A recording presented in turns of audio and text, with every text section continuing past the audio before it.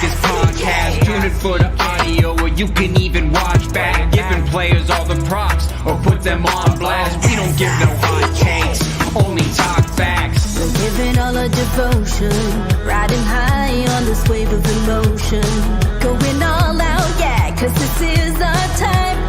No, ain't no stopping us till we reach the finish line. All in, we came here to win. We're gonna give everything. S-I-C-K on the run. S-I-C-K, sick. On fire, we're ready to fight. We'll bring the house down tonight. S-I-C-K on the run. S-I-C-K, sick.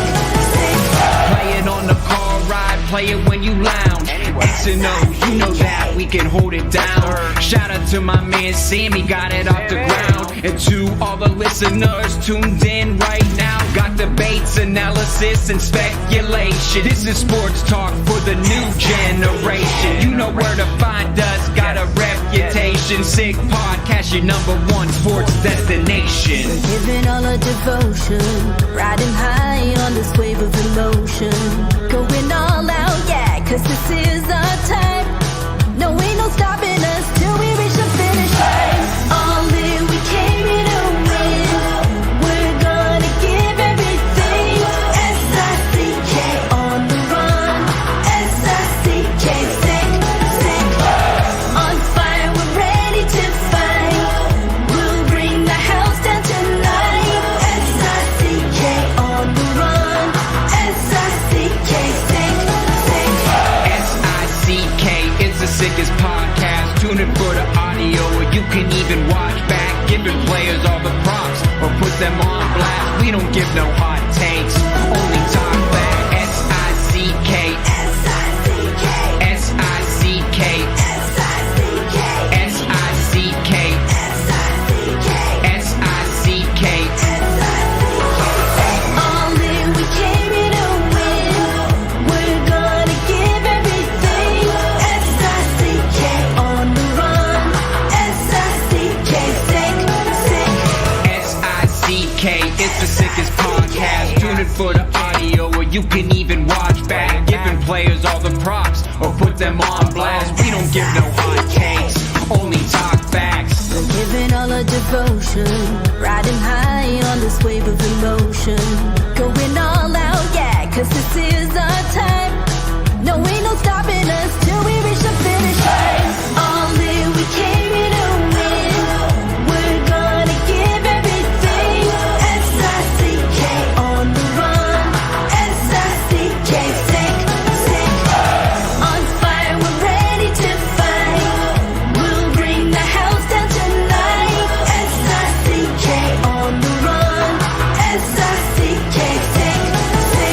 Play it on the car ride, play it when you lounge. X and O, you know that we can hold it down. Shout out to my man Sammy, got it off the ground. And to all the listeners tuned in right now, got debates, analysis, and speculation. This is sports talk for the new generation. You know where to find us, got a reputation. Sick podcast, your #1 sports destination. Giving all our devotion, riding high on this wave of emotion. Going all out, yeah, cause this is our time. No, ain't no stopping us till we reach the finish line. All in, we came here to win. We're gonna give everything. S-I-C-K on the run. S-I-C-K, sick. On fire, we're ready to fight. We'll bring the house down tonight. S-I-C-K on the run. S-I-C-K, sick.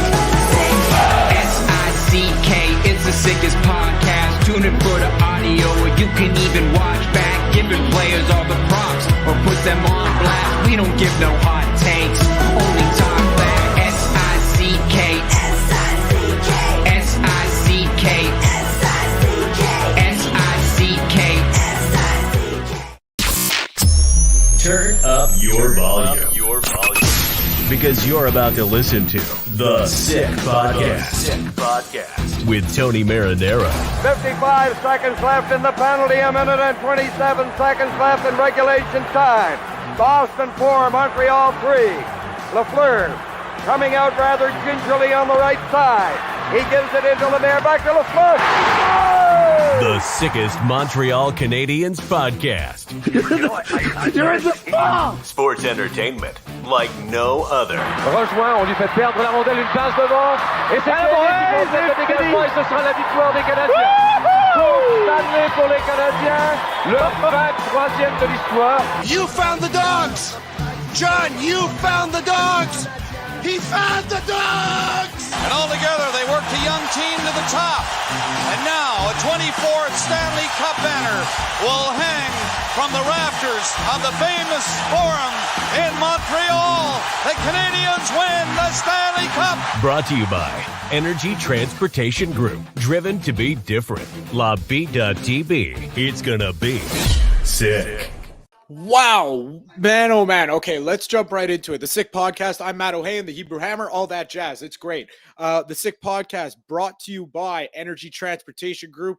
Energy Transportation Group is a leading full-service logistics provider serving all of North America, driven to be different. And brought to you by La Bitte à TB Beer, brewed in Quebec, and a winner of a dozen international awards. La Bitte à TB offers quality microbrewery beers made with premium ingredients for everyone's taste. La Bitte à TB, embrace your true nature. Okay, the reason why I'm so frantic right now is because madness is going on. Like I just tweeted before the show, a minute before we went live, which is sports are sportsing right now. We have the NFL draft, we have the NBA playoffs going on, and of course the NHL playoffs going on. We have an overtime game in between the Carolina Hurricanes and the New York Islanders, which I don't know if it's over because I'm watching the Bruins and the Panthers. And just when I flipped from the overtime to the Bruins and the Panthers, the Bruins scored a shorthanded goal. Jake DeBrusk gave the Bruins a 5-4 lead. And then it must have been 20, 30 seconds after, Matthew Tkachuk ties the game. Okay, so I got word from Sammy in the studio that Carolina won, so that series is over. Carolina is the first team to move on to the second round, but this Bruins game is just absolute insanity. What is going on right now? I can't believe it. I have 4 friends at the game.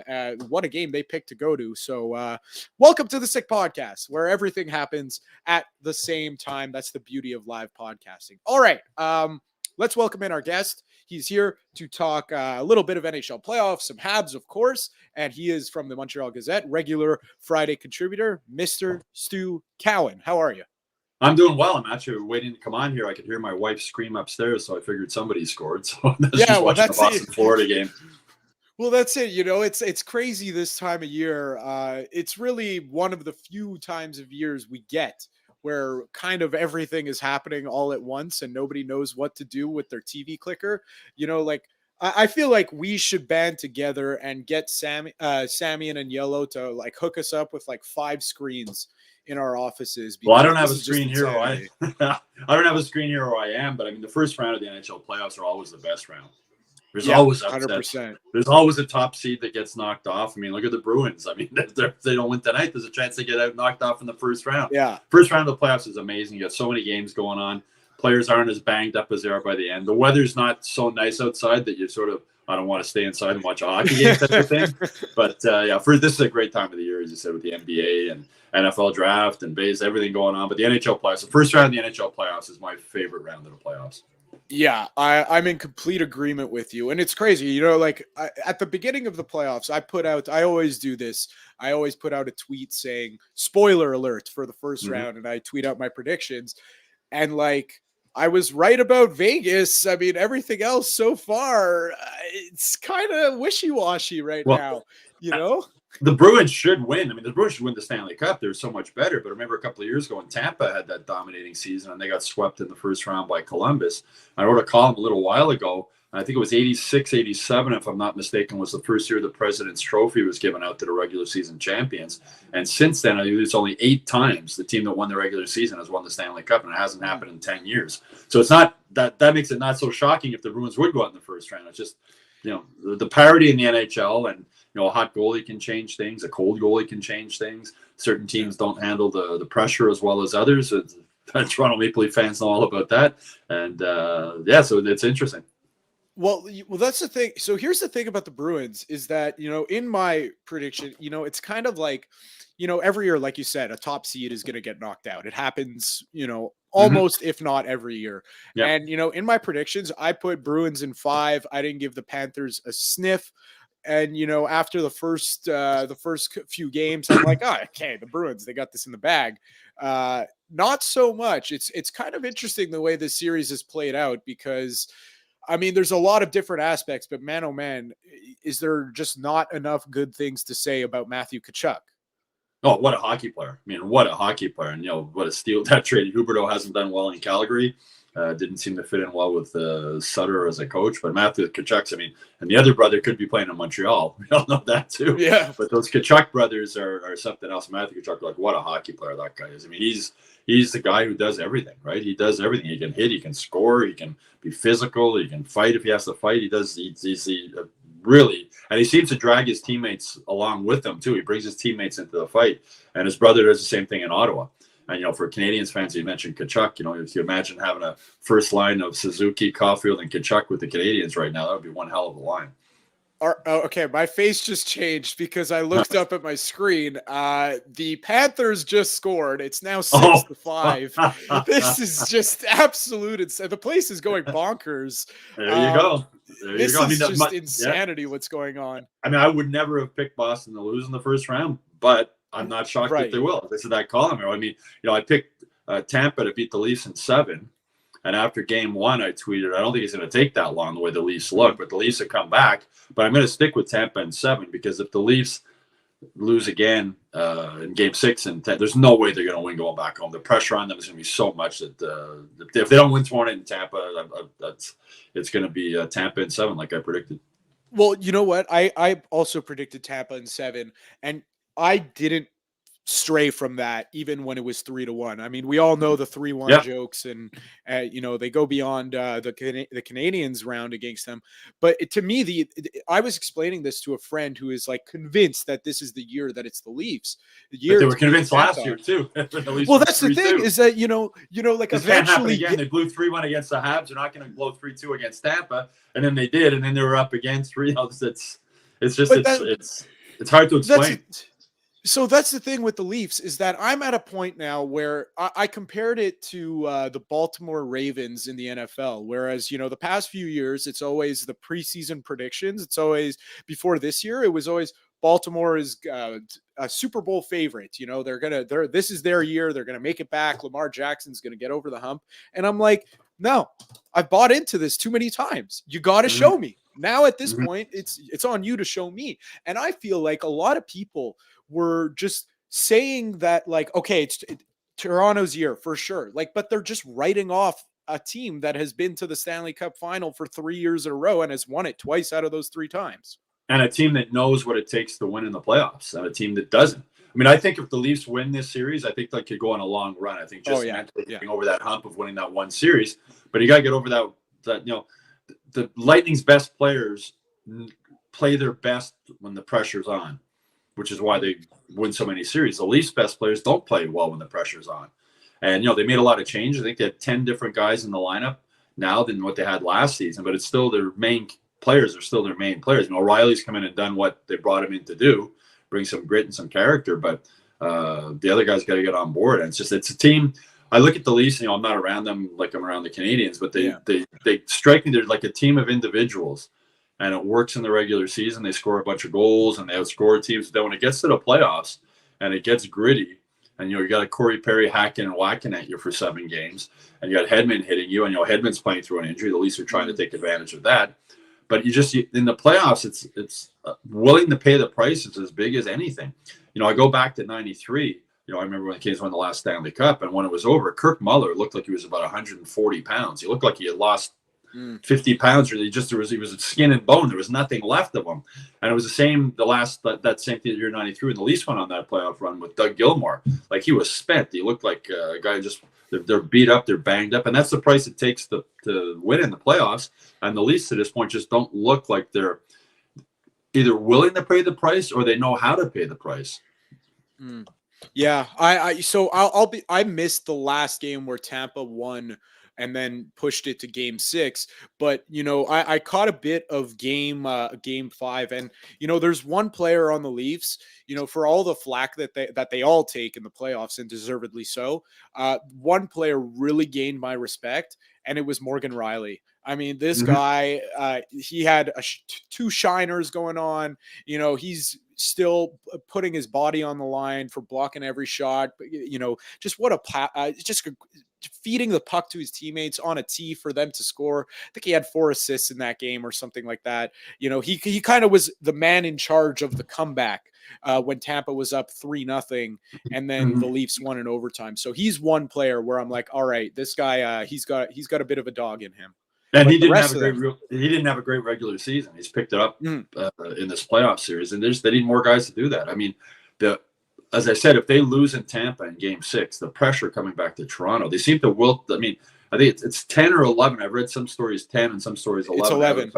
11 straight games they've had a chance to win a series they've lost. 0-11. Like, that's remarkable. That's incredible.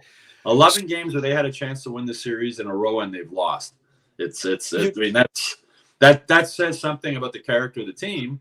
And, Dubois knew that. That's why he went and made all those changes at the trade deadline to get guys like O'Reilly and try and add some more grit to get through that. But again, your top guys, Matthews and Marner and those guys, there's still Nylander. Those are your top guys. And those are the guys that make the big money they've got to do more. They've got to bring more. They've got to be, and that's not just putting points on the board. That's just being physical and paying a price. And, I think of Stamkos when he grabbed Matthews in that game and sort of shoving him around like he was a rag doll. And, Matthews is a big guy. He's a lot bigger than Stamkos. It's like, the playoffs are a different game, man. It's Joel Edmondson was telling me this year near the end of the season when I was talking to him. And I was asking what lessons these young guys might have learned. And he says, well, the one lesson they haven't learned is they haven't gone to the playoffs. As I keep telling these rookies, like, the playoffs, NHL playoffs are like the NHL. He said it's like the NHL on steroids. That it's not even the same sport. It's a different game. And it really is. And some teams like the Lightning, people, were saying at the end of the season, the Lightning struggled down the stretch. They're done. They're old. They're burnt out. Maybe they're just resting. They already knew they were in the playoffs. Yeah. They knew they were going to play the Leafs. They know the physical toll it's going to take. So why are you going to kill yourself in the last 5-6 games of the regular season? Rest your body, maybe don't make the big hit you might during the playoffs and make sure you're ready. And then that first game against the Leafs, they jumped all over them. The Leafs didn't know what had hit them. With Hedman, I mean, look at Hedman. So, last night going to the bench, he's obviously got some kind of a back or rib or whatever issue.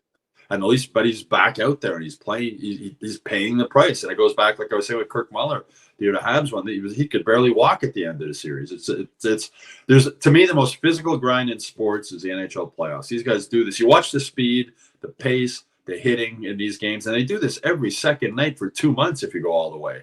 It's crazy. I mean, it's a crazy test of stamina and endurance and toughness and willing to play through injuries and all that kind of stuff. I still think it's the toughest trophy to win in sports. I do agree with you. One team that is very far away, at least for the moment, of doing that is the Montreal Canadiens. So let's jump into it. A lot was being made of, I think it was last night or 2 nights ago that I actually made a mistake off the top of the podcast saying that the Hurricanes were the first team in the second round. It's actually it's the Vegas Golden Knights. Vegas.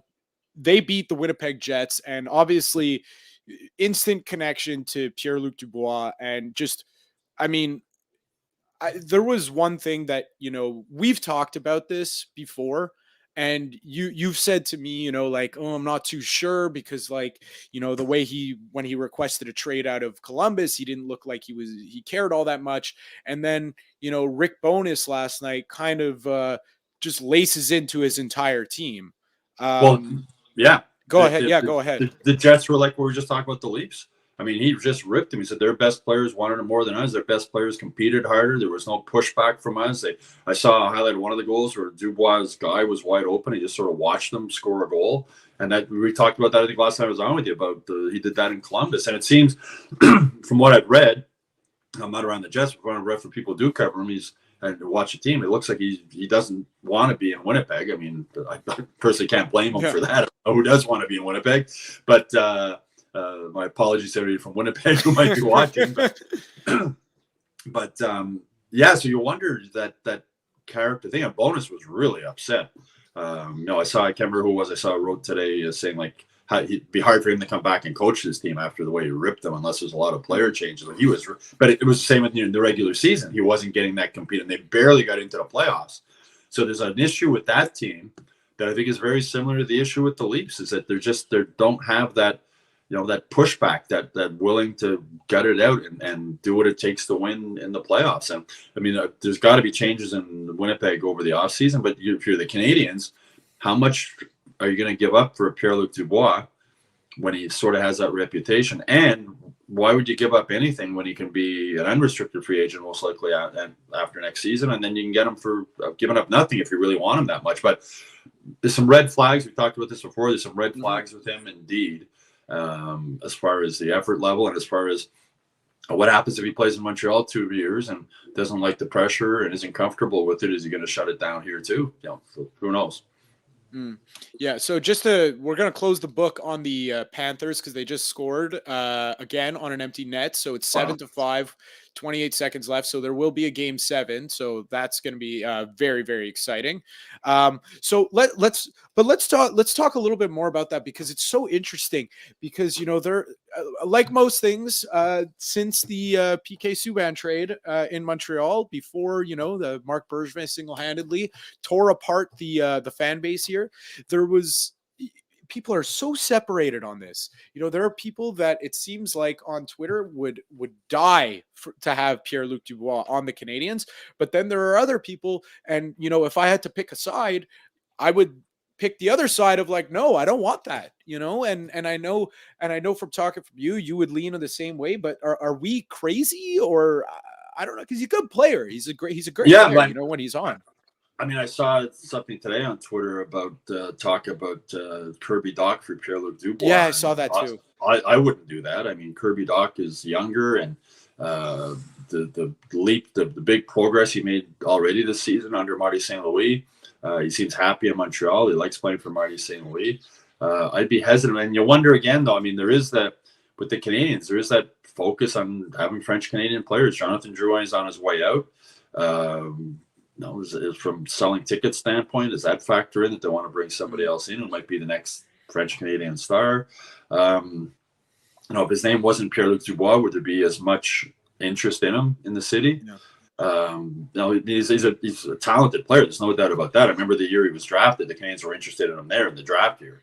And I think he went 3rd, if I'm not mistaken, or in the top 5. He went 4th, I believe. Yeah, it's before the Canadiens had a chance to get him. I know they were interested. I remember writing stories about how they were interested in him back then. He's a really good player, but that's, as I mentioned last time, that last shift in Columbus, and that's one of the reasons why I defend Brendan Gallagher all the time, is that people can criticize and say he's overpaid, and with the new contract he probably is. But I mean, Brendan Gallagher's never taken a shift off in his life, never mind a game off. Whether the team's or a practice, whether the team's winning 2-0 or losing 6-0, and those are the guys, those are the character guys you win with in the playoffs. And the Lightning have a lot of those guys, the Alex Killorns and the guys like that. There's just they show up and they play hard, and they play really hard when the playoffs start. Yeah, and it's just it's always like I don't want to call it a shame, but like it is kind of, when you see a guy like that, he's got the frame, he's got all the tools you could ever want, but like the one thing that's missing was the hot button subject of, when Marc Bergevin, the biggest buzzword of Marc Bergevin's tenure here, which is character. That it's, when it comes down to it, it shows that it is quite important. And it's just, yeah, I just can't get behind him, especially just reading. I mean, the way he's getting dragged through, his name's getting dragged through the mud right now. And I guess it's because everyone kind of is expecting / knows he's going to leave at some point. But I don't know. It's just, this is one rumor, especially like you said, you throw out the name Kirby Dach in there. I just cannot get behind. And the thing is, the Canadiens, even with this rebuild, I mean, it depends what happens in the draft lottery. I think we've spoken about this before. If they win the draft lottery, that'll speed up the process. But they're not ready to, Kent Hughes said at his post-mortem news conference, they're not ruling out the playoffs next year. Like, they're not going into next season saying, we don't have a team to make the playoffs. They knew that this season, going into the season, they weren't going to make the playoffs. They never came out and said it, but they knew that wasn't even, they weren't looking at that. Next season, if they have a chance to get into the playoffs, they'll push hard to get in. But they're still 2 or 3 years away from being what they want to be, a team that's going to contend and be in the playoffs and be a Stanley Cup contender every year. And do you want to give up a younger player like Doc or an older player like at this time? I don't know. That doesn't make a lot of sense to me. Yeah, it just seems like like you said, it's not the right time. Another player, in fact, also the fact you'd have to give up something to get Dubois now, whereas that's unrestricted free agent, you can get him just for money. Exactly, because I'm there should sure be no rush, and because I'm sure even if he straight up says, I don't want to be here anymore. Yeah. Like Jake DeBrusk requested a trade. He just scored a goal tonight for the Bruins, and he requested a trade. However many, so they might roll the dice at that point, and try to get him signed in that 1 year that they'll have left. So Dubois. It seems like he doesn't want to be in Winnipeg, and he's going to be a restricted free agent. Does Winnipeg trade him? Will a team want to take him for 1 year? A team that thinks that he can help get them over the hump, and it's been pretty well known that he wants to play in Montreal. His agent said that. You let him play somewhere else for a year, and then if you want him, get that next summer he's an unrestricted free agent. You just make him an offer, and you get him without having to give up Kirby Dach or anybody else. Well, that's it, and that's the type of move that Kent Hughes would make, because he knows the value of assets as someone who was an agent, and he's not in a rush. He doesn't have to be in a rush. Like, what's the rush to get Pierre Dubois right now? Like, they don't need a exactly. There's no rush. You don't need him next year. Between 2 years from now, if you think he's going to help you, get him 2 years from now. It's without giving up any assets. So, like I said, I'd really be surprised when I saw that today. I was like, that would be, boy, I wouldn't do that. Yeah. Again, we're in agreement. One guy who, I guess they should be in a little bit more of a rush considering his situation, would be Cole Caulfield. Any whispers? Do we know anything, or is it just like radio silence, status quo? There's nothing out there. What's going on? There's nothing out there. I know he's spending the summer in Montreal. I heard there was a report the other day that him and Nick Suzuki are probably joining Royal Montreal Golf Club. So I was going to spend the summer here. I know Suzuki told me when I spoke with him at the end of the season that he was going to spend the summer here. I think it's going to get done.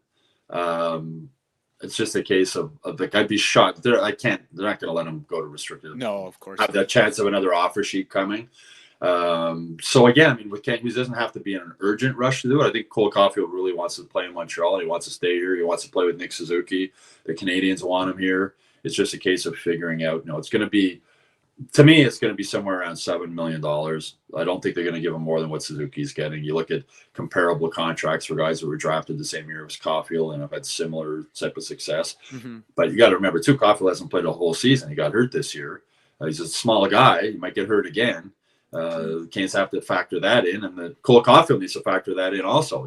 It's guaranteed money in the NHL. It's not like the NFL. You sign a 8-year contract for $7 million. You're going to get every penny of that, even if you're hurt. So I think it'll get done. I don't think it's a big concern that it won't get done. It's Kent Hughes, I believe, was at the under-18 championships, and then he'll be back, and I imagine he'll have some more time to sit down.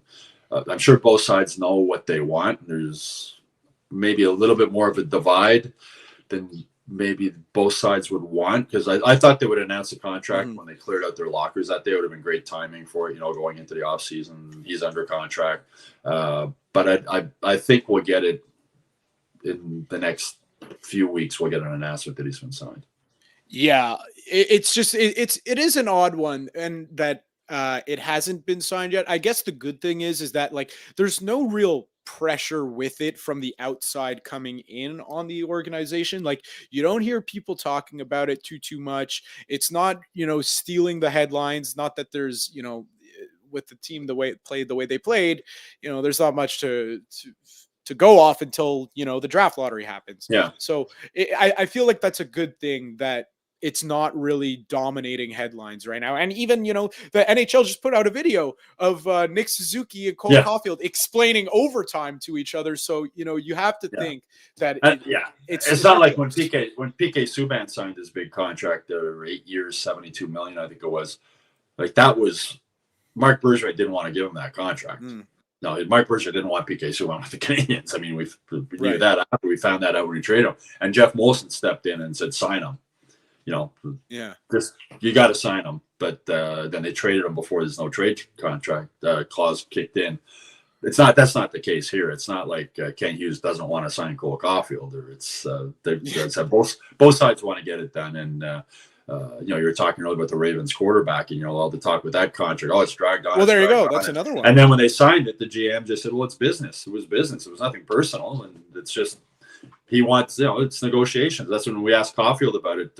He said his agents take care of it. That's the smartest thing you can do. When you look what happened with Andre Markov, who negotiated by himself with Marc Bergevin. You get two alpha males in the room, and it didn't turn out too well. And Markov's feelings were hurt, and Bergevin's ego got the best of him again, and it didn't work out. So at least smart thing with Coffey, let your agent deal with it, and don't make it personal. And it shouldn't be. That was like one of Marc Bergevin's biggest downfalls. His contract negotiations always became personal. And it didn't work out. I think this is like similar to the Ravens quarterback. It's business, and the Canadiens are looking after their best interests, and they want to take care of Cole Caulfield also. And Cole Caulfield's agent is looking after the kid's best interest. But at some point, they'll get it figured out. Yeah, I'm in agreement. I'm not worried about that at all. It was also very funny to see Nick Suzuki teach Cole Caulfield how to make pasta. They put another video out. Yeah. That was also very funny. And I like it. I really hope more stuff like that comes out, because it's very rare. Like even they're not showing much in the video, but like it's nice to see them like not just doing the generic hockey thing. Well, Chantal Machabée deserves a lot of credit for that, because when she came in, she told the players, be yourselves, like show your personality. Cole Caulfield's a funny kid. He's got a great sense of humor. You see the videos in the rooms of him dancing around and joking around. The video with Paul Byron's kid when he was on the ice for the skills competition, and Caulfield joking around with him. And Caulfield was sort of shocked when Chantal told him that, because for so many years the Canadian players said, don't say anything, don't answering cliches, don't give the media anything to go on. And the thing in this day and age, sports are entertainment, and people in Montreal love the Canadiens. They love this team, and they want to know more about these guys. They want to know like what they're like off the ice, what they like to do. It should be fun. It's smart from the Canadiens' standpoint. It's smart promotion of their team to show, Nick Suzuki and Cole Caulfield are having fun together. They're a couple of young kids. They're living their dream. They're making a lot of money. They should be having fun, even though they didn't make the playoffs, but they weren't expected to.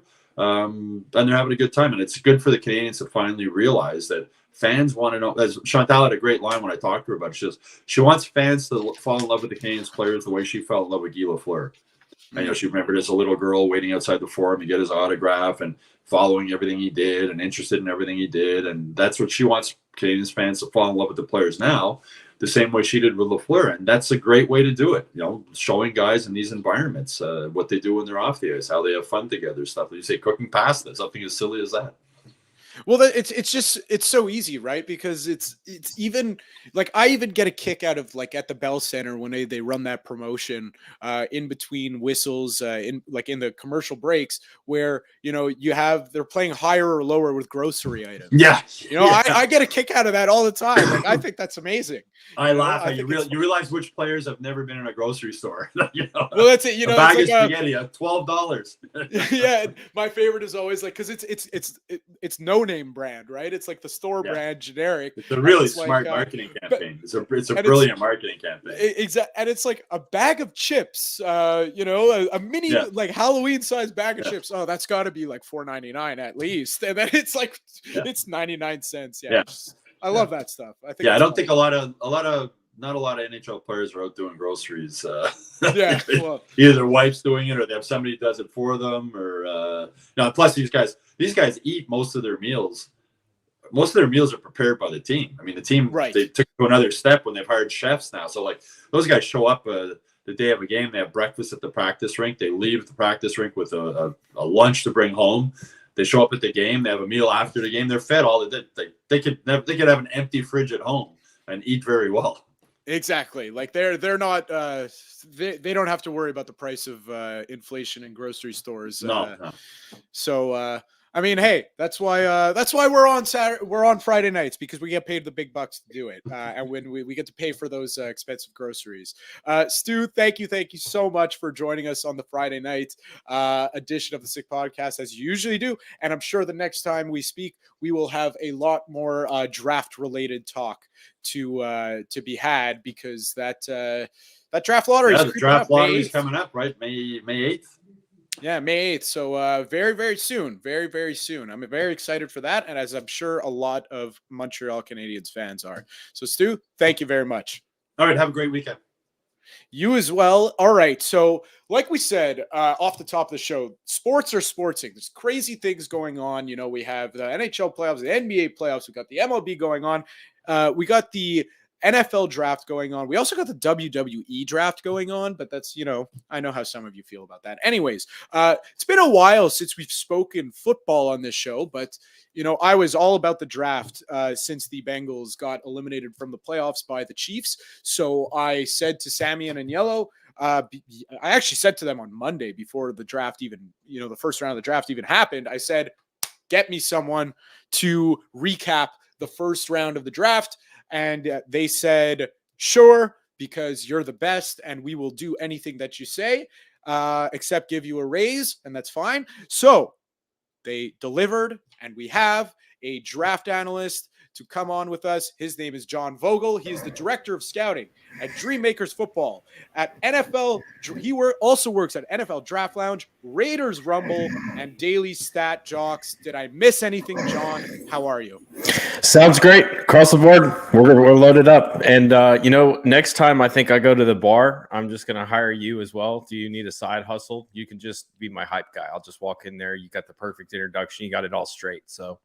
Perfect. I could use another side gig, because Sammy and Yellow. I mean, listen, I've been banging the drum. I've been banging the drum for a long time. You know, I've been banging the drum for a long time. All right, John. Let's jump right into it, because I know we're on a bit of on a time crunch, but we really appreciate you joining us tonight. This is like a real treat for me. So, what was for you the biggest story of the first round? I mean, there's a couple that kind of fall into that range, right? But I think number one was right off the bat, the Houston Texans taking CJ Stroud number 2, and then trading back up to the 3rd spot and taking the best pass rusher in this class, Will Anderson Jr. You know, so when you can get a franchise quarterback, a guy that you're going to build your franchise around, and an edge rusher that's going to be a premier guy that's going to get after the quarterback on the other side of the ball, and you get 2 of the top 3 picks, and you don't really spend all that much capital doing so. Oh, and you did this as well, you know, because you traded your star quarterback away. You know, that's perfect for you, right? In terms of building, especially the brand new face. You know, D'Amico Ryan's the head coach there now. He's kind of bringing in that San Francisco style, that defense, that offense as well. Stroud can run that very well.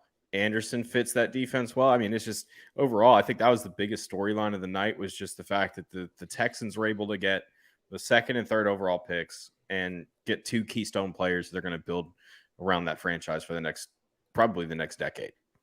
Yeah, I was that was one that when they said trade announced, I was like, whoa, what's going on over here? That was crazy. So to me, another, I mean, of course, another massive story was Will Levis falling out of the first round. I found that very interesting, but you kind of knew after a certain point, you know, there's only so many teams that need a quarterback. So after Tennessee went and picked Broderick Jones, I was kind of like, I don't think we're going to see Will Levis tonight unless the Saints make a splash. But you know, was that like playing on the minds of other teams that were in need of quarterbacks? Yeah. Because the reason I say this is kind of because, like, you know, there was reports that the Steelers took as many as 4 calls of their first pick of the 2nd round, right? Mm-hmm. Yeah, no, then there were a lot of people that were calling up, and ultimately the Titans moved up here tonight and they picked him with the 2nd pick of the 2nd round. But the thing with Levis was, you know, I think there was some interest at the end of the first round. The problem was you had the Eagles picking at 30 and Nolan Smith fell to 30 somehow. I still don't know how that happened. And that was kind of the Eagles are like, well, no, we can't pass on this, right? No, this is a great. We talked about Smith potentially comparing, if you wanted to talk about a comp for him, being Hassan Reddick, who just had 16 sacks last year with the Eagles, right? So to have two of those same types of players on your team gives you all kinds of versatility. They can go multiple fronts. They can do all kinds of different stuff. It's going to be fun to see what Philadelphia comes up with. And then you got the Chiefs picking. At that point, the Chiefs are just like, nah, we're just going to go with our pick, I think. So there was a little bit of interest at the back end of the first round.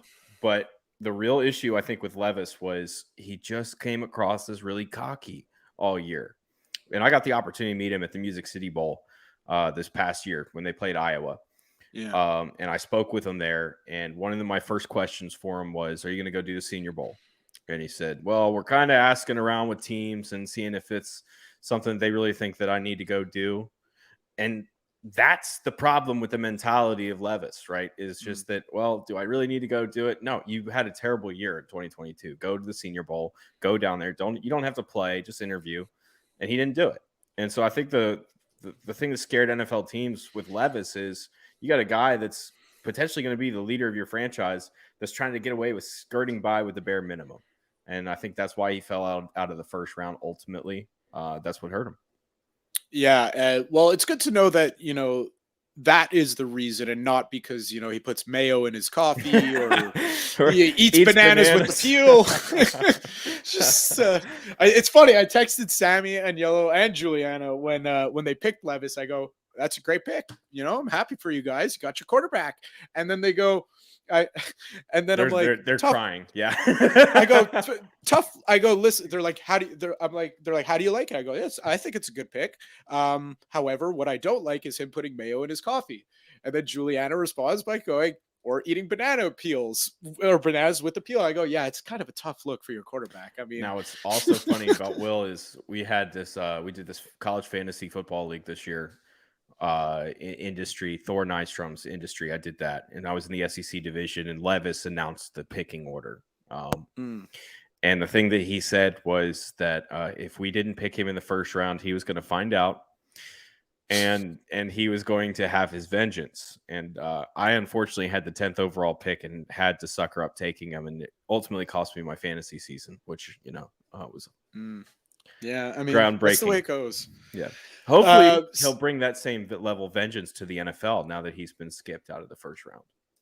Yeah. So let's take a look at the entirety of the draft, because to me, this is one of those drafts that, okay, we knew quarterbacks were going to go at the top, but other than that, it felt like this thing was wide open. I mean, I was surprised by a lot of picks. I was surprised that Christian Gonzalez went all the way down to the Patriots. I was surprised that the Dallas Cowboys didn't take Michael Mayer. I was surprised that the Bengals didn't take my own Bengals didn't take Michael Mayer. It just felt like things were happening out of whack. Jameer Gibbs going 12th overall. Like, what the hell is going on there? Is this like one of those drafts that you've seen in a while that are just like, it's not even worth trying to predict what's going to happen at this point? Yeah, no, that's exactly how that first round ended up going. I think everything got thrown out of whack when Seattle decided to take Devin Witherspoon at 5. That's when everything went crazy. Because everybody knew that Devin Witherspoon was going 6 to the Lions. And so I think that was just a little, hey, we're going to mess up the draft order and we're going to do something crazy here and take this guy and mess them up. And it messed everybody up because the board was constantly shifting all night. You had Arizona trade down out of 3, then trade back up to 6 after going to 12. You had, so then Detroit sitting there at 6, they dropped to 12. Patriots dropped back. You just had trades all left and right throughout the entire night, especially when we got down, into the mid part of that round. But, I think ultimately there were a lot of good fits. There were a lot of, people were able to make the best out of it. And there wasn't any real picks where I was sitting there going, I don't understand it. Even like Jameer Gibbs going 12. I think that there's a lot of people that are jumping up. Why didn't you take a quarterback? Why didn't you take a defensive end or an offensive tackle? Well, they have their quarterback. It's Jared Goff. He played really well last year. You have 2 bookend tackles, so you don't need one of those. And you just drafted Aiden Hutchinson last year. So if you have an opportunity to add a running back that runs it was a 4.3 40, right? Who can also play wide receiver. I mean, talk about the versatility you can do with that scheme. And, when I saw that, I thought, well, they're going to go tight end here in round 2 immediately. And sure enough, 34 overall, bam, tight end comes off the board. And that's because they're going to go heavy 12. One tight end, one running back, 2 tight ends. And now they got David Montgomery they signed this offseason. So now they can go 2 running backs, 2 tight ends. They're going to mix up their personnel packages, and they're going to be really difficult to defend because they're going to throw so much at you all year. Yeah, and the interesting piece that falls in there is what happens to DeAndre Swift. I mean, it seems like, everyone's talking that he's going to be traded tomorrow, for a late round pick. That's due to his durability. I don't know. I mean, like, we've seen crazier things than, a team saying, no, we're not going to trade this guy. We've seen, it reminds me a lot of, and I hate to bring up this name too after what he did, but Zach Stacy a few years ago in the draft was one of these guys where his team drafted a running back and he freaked out, wanted the trade, so they gave him the trade, and it ultimately ruined his career. I mean, Zach Stacy's sitting in jail now, but that's beside the point. The thing is with Swift is you got to, as a coaching staff, as a front office, you need to sit down with him. You need to have that conversation. Hey, here's the plans. Here's how we want to use you, and see if you can't alleviate all of that, issue, the stress, the problems that he's having with the organization decisions they made. Because I think ultimately right now he's thinking he's not going to play. I don't think that's the plan at all. I think the plan is to have a lot of usage with their running backs and having different packages with them. So if they sit down, they kind of go over the plan with them and say, hey, here's what we're thinking, blah, blah, blah. I probably would have done it before the draft if I was playing, but I don't think that they were planning on taking Gibbs that early, right? Where it would have been a problem. They were kind of forced into it when Bijan came off at 8. I think that's what you sit down, you try to see if you can't get him to buy back in. And with Dan Campbell and this staff, they've done a great job with working with these players, making good decisions, getting them all to buy in. I'm telling you, it's going to be the Eagles and it's going to be the Lions next year. Those are going to be the top 2 teams. They're going to be fighting for the NFC. As crazy as that sounds, they are going to be a powerhouse. It's just insane because, I have my one of my best friends is an Eagles fan, and, he was banging the drum of Jalen Carter falling to him. And when Seattle, like you said, when Seattle picked Witherspoon, I'm like, this might actually happen. And then they jumped the Bears, in the order, and I'm like, I'm just like, I was busting his balls. I'm going, they're gonna draft a tackle or something like that, and sure enough, they drafted him. And then, like, I'm watching the end of the draft because in for a penny, in for a pound. When I'm watching all the way to pick 28 for the Bengals, I was like, watch the end of the first round, and he had already left. And I look over at my friend, I go, no freaking chance are they going to draft Nolan Smith right now. Like, this is just insanity. Like, what is happening right now? Like, they lose Javon Hargrave in free agency. It doesn't matter. We're just going to take the two of the best edge linemen in the draft, and one at 9, one at 30. Like, it's like, it's crazy when you think about it too. Who'd they draft in the first round last year? Jordan Davis. Oh man. Oh, who'd they get in the third round last year? N'Kobe Dean. Yeah. That's why there's been all the jokes floating around all day. It's the Philadelphia Bulldogs. Well, it is. But, just to take a look at that blueprint, I really thought that for example, like there was 2 things that the Bengals, in my opinion, were missing on defense. They're missing a corner, which they drafted in the second round. But after they took Myles Murphy in the second round, I'm kind of like, I want them to go all in on this. Like, get after the quarterback. You got to get cheaper on the line anyways. Like, let's get after the quarterback. And, like, lo and behold, it's, if not the end of round 3, because I haven't been able to follow too closely, it's near the end of round 3, and then you got the guy, I'm gonna butcher his name, Adetomiwa Adebayor from Northwestern. Like, this guy was supposed to, in some mocks going in the first round. Now he's just sitting there in the end of the third. I'm like, I'm like banging the drum. I'm trying to find out if they traded the pick. Like, what the hell's going on? Like, draft this guy right now. They're up at two more picks. So like, I'm just like on the edge of my seat right now. Yeah, and Tommy Adebarwe, absolute phenomenal freak. I mean, we talked about him at the combine running, the 40-yard dash at 280 pounds and 4.49 seconds. Just crazy freakish athlete. And then let's just also talk about the fact that maybe he's got the size issue at 6'1", but he's got the wingspan of a guy that's like 6'6", 6'7". Yeah. Okay, so we're talking crazy length. It pops off on tape. Now, I think the reason why he's fallen, I thought he was going to go first. I was hearing there was a lot of stuff, but obviously he slipped. The reason that I thought that he'd go earlier, but the reason I got to cut that back. Sorry. The reason that he's not gone yet is it's his plan. His plan. So when you're a defensive lineman, you have to go into a rep and you're attacking an offensive lineman. You have a plan that you've put together.